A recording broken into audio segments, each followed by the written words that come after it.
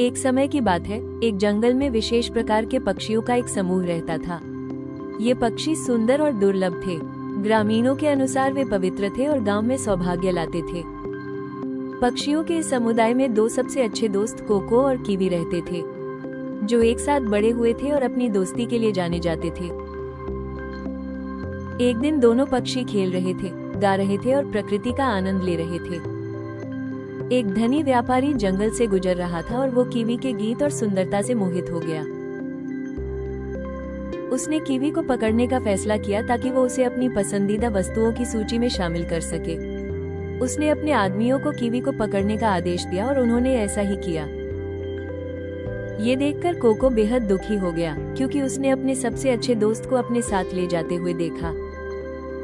कुछ साल बीत गए। धनी व्यापारी ने कीवी के लिए एक सोने का पिंजरा बनवाया और उसे एक शोपीस की तरह अपनी संपत्ति के रूप में रखता था।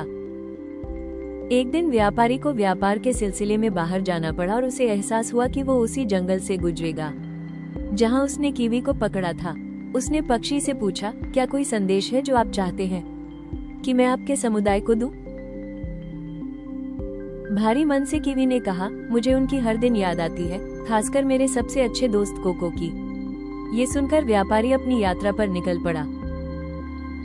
वापस लौटते समय व्यापारी जंगल से गुजर रहा था और वो गांव वालों और पक्षियों को संदेश देने के लिए रुक गया। जैसे ही उसने संदेश पहुंचाया, व्यापारी को एक चीखने की आवाज सुनाई दी और पेड़ों की शाखाओं के बीच से एक पक्षी व्यापारी के पास जमीन पर गिरकर मर गया। वो कोको था, कीवी का सबसे अच्छा दोस्त। व्यापारी स्तब्ध रह गया। वो तुरंत वहां से भागा और जंगल से निकल गया। घर पहुंचते ही कीवी ने उत्सुकता से उससे पूछा, उन्होंने क्या कहा? व्यापारी अभी भी सदमे में था। हकलाते हुए उसने कीवी को ठीक ठीक बताया कि क्या हुआ था। कीवी इसे सहन नहीं कर सका और एक तेज चीख के साथ पिंजरे में ही मर गया। व्यापारी जोर से चिल्ला उठा, क्योंकि उसे पता था कि उसने अपनी कीमती वस्तु को मार डाला है। उसने पिंजरा खोला और कीवी को बाहर निकाला और रोने लगा। अचानक कीवी उछलकर खिड़की की ओर उड़ गया। व्यापारी चौंक गया। कीवी ने कहा, मेरे सबसे अच्छे दोस्त का संदेश देने के लिए धन्यवाद। मुझे समझ आ गया कि मेरे सबसे अच्छे दोस्त ने क्या किया और क्यों किया।